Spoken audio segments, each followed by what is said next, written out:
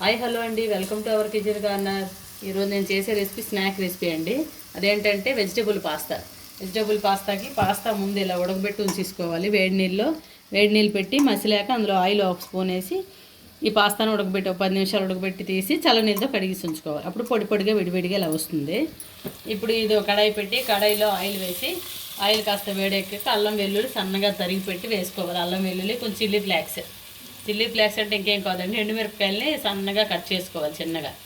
అవి వేసుకొని అవి వేగాక onion, capsicum, cabbage, carrot, green peas, sweet corn అంటే మన దగ్గర ఏ వెజిటేబుల్స్ ఉంటే అవన్నీ వేసేసుకోవచ్చు. నా దగ్గర ఇవి ఉన్నాయి, నేను వేసేసుకున్నాను.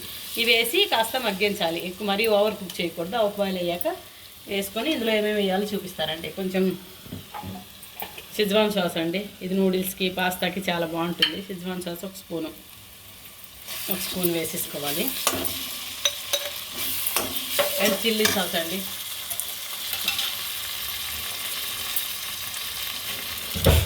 చిల్లీ సాస్ 1 స్పూన్ అండి.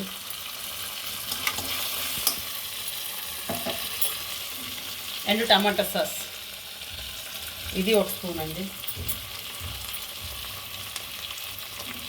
1 or 2 వేసేసుకోవాలి. వేసుకొని ఇదంతా కలిపేసుకోవాలి. ఇందులో మిరియాల పొడి కూడా వేసేసుకోవచ్చు. అండ్ ఉప్పు కారం కూడా వేసానండి, కొంచెం ఉప్పు వేసా, కారం కొంచెం వేసాను. బ్లాక్ సాల్ట్ కొంచెం టేస్ట్ కోసం వేస్తున్నా.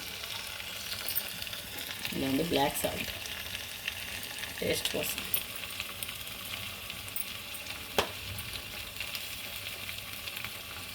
అండ్ కొంచెం జస్ట్ అంటే మనం బయట టేస్ట్ రావడం కోసం, బయట టేస్ట్ మిక్స్ అవ్వకూడదండి.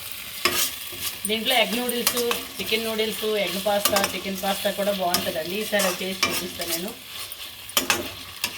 ఇప్పుడు మనం దీంట్లో కొంచెం వాటర్ వేసేసుకోవాలి.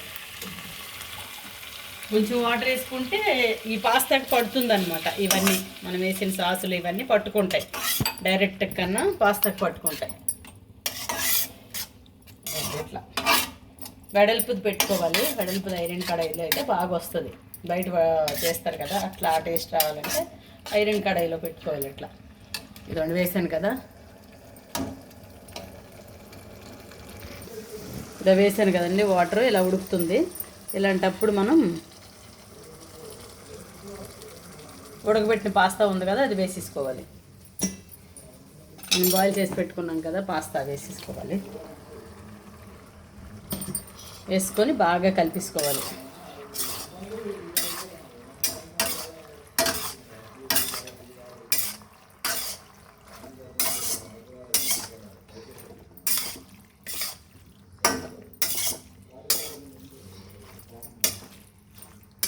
చూడండి ఇలా కలిపేసుకోవాలి.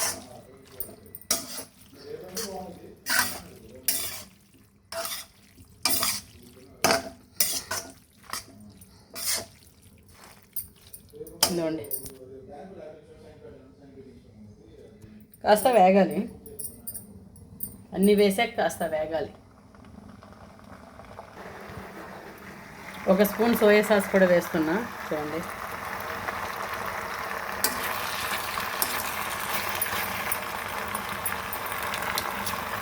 వేసి బాగా కలిపేసుకోవాలి. అంతే, ఇంక 5 మినిట్స్ వేగితే మన పాస్తా రెడీ అయిపోతుంది.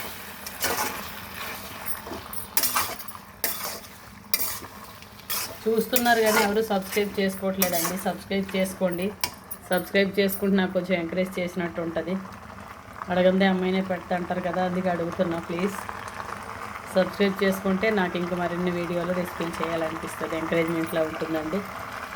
ఓకే అండి, కొంచెం వేగాలి ఇది.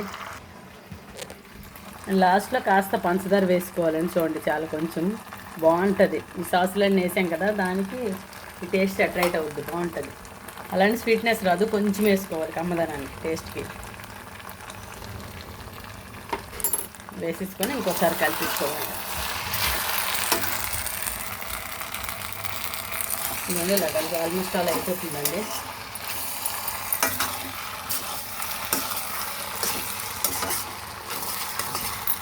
అయిపోయిందండి ఆల్మోస్ట్ ఆల్. నచ్చితే లెమన్ పిండుకోవాలి, ఏదో అవసరం లేదంటే ఇంకా ఇట్లనే కొత్తిమీర వేసేసుకొని చూడండి మన కొత్తిమీర వేసేసుకొని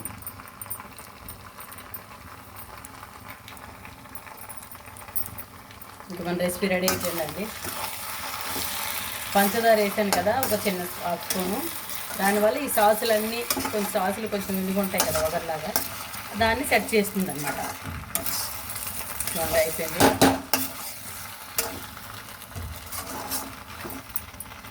ఇంకా అయిపోయిందండి. నేను స్టవ్ బంద్ చేస్తాను చూడండి.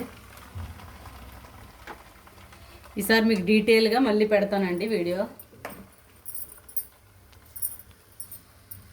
మన వేడి పాస్తా రెడీ అయిపోయిందండి. ఇంకా మనం ఆనియన్స్ కావాలంటే ఆనియన్స్ కట్ చేసుకొని ఇంకా డైరెక్ట్గా తినేసేయడమే అండి. నెక్స్ట్ స్పూన్ తింటాను చూడండి.